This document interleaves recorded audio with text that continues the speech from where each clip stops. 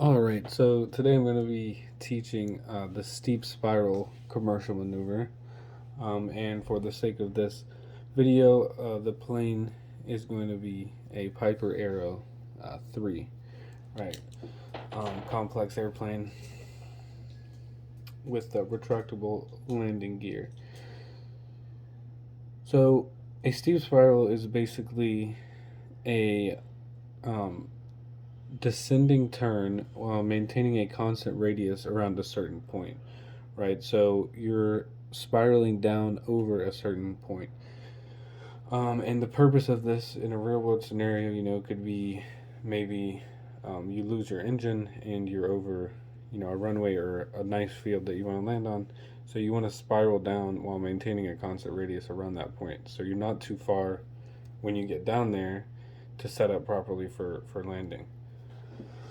Um, so as we're getting set up for this maneuver, first thing we want to do is we want to make sure we do our clearing turns, our pre-maneuver checklist, right?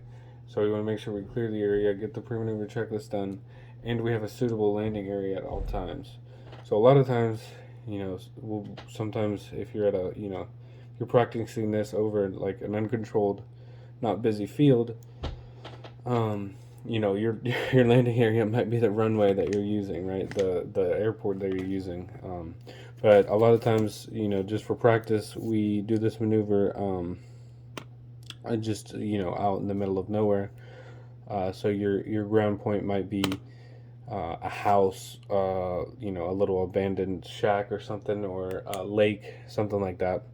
Similar things that we use for turns around a point, because essentially this maneuver really is just a turn around a point. However, we're descending while we're doing it. So, like turns around a point, we want to maintain a constant radius from our ground reference point at all times. Right. But we're descending now. So, continuing on with the setup, we want to do this maneuver with no flaps, however, with the landing gear down. Right. So, as we come into this maneuver, we're going to bring the manifold pressure to 0 and put the prop full forward, right? So, and then as we start our steep spiral, we're going to try to maintain our best glide speed, which in the arrow is 79 knots, right? So we're coming into the maneuver, and we're maintaining 79 knots. We want to make sure the altitude we pick allows us to complete the maneuver, right? Complete the maneuver no lower than 1,500 feet AGL. So a good altitude I like to use for this is at least 6,000 feet, because on average you'll lose about 1,000 feet per rotation. That's just a rough average, and that should give you, if you start at 6,000, you should have plenty of room to complete the 3 full turns that this maneuver entails, right? So as we're doing this maneuver, right, we've selected our ground reference point. We're coming into the maneuver now, right? And we start spiraling down over that point, right?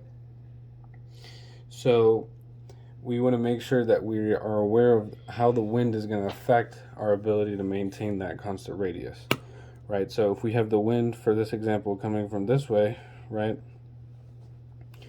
As we're turning with the wind, right, into the wind, sorry, as we're turning into the wind, it's not going to require as much bank to maintain that radius.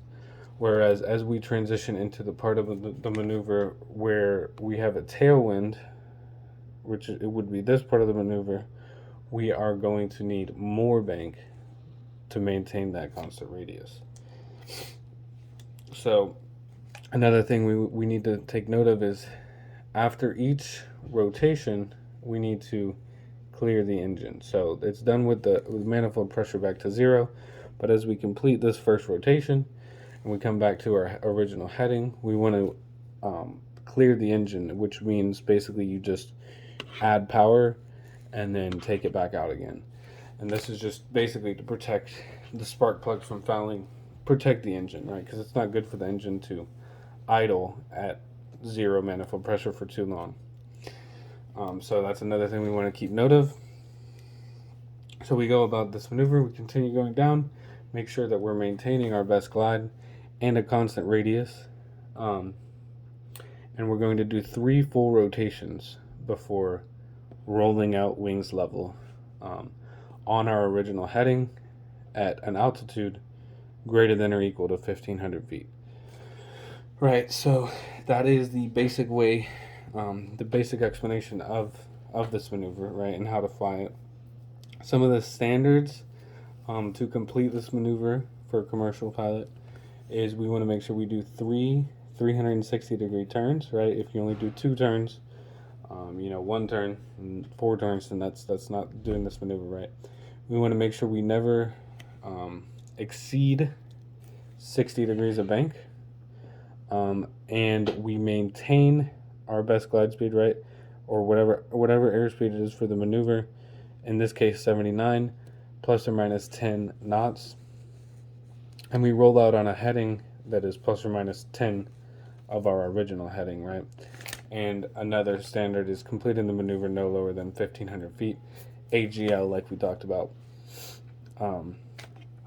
So yeah, this maneuver is really just about developing some of those, developing your piloting skills, right, to be able to be looking outside the airplane, maintaining that constant radius, while also making sure that your airspeed isn't fluctuating too much, right? We're maintaining that best glide speed. So let's see, some common errors that people run into is not clearing the area before the maneuver, right? Not clearing the area of towers and other air traffic. Using improper pitch, right, leading to airspeed fluctuations, right? So a big thing with this maneuver is the usage of trim. Trim is going to be really important to help you maintain that airspeed, as we're always changing our bank. More bank into the wind, less bank out of the wind. Maintaining that radius. The usage of trim is going to be really important. Another common error is not selecting an altitude high enough to start the maneuver, where when we roll out, we're below 1,500 feet AGL, right? Which would be a fail. So yeah, that's the basic elements of a steep spiral, and a lot of times, what we can do when we do a steep spiral to practice a real world scenario. Because like I said, a real world scenario would be, we lose our engine and we want to come down over an airport, right? But we don't want to get too far from the airport, so we want to maintain that constant tight radius. So, you can a lot of times group this together with, a power off 180, right? So you steep spiral over an airport and then you complete a power off 180 landing after that, right? Because like I said, real world scenario, you lose your engine, you want to stay above the airport, stay close to the airport so you can complete the landing without your engine, right? So yeah, that's basically steep spirals.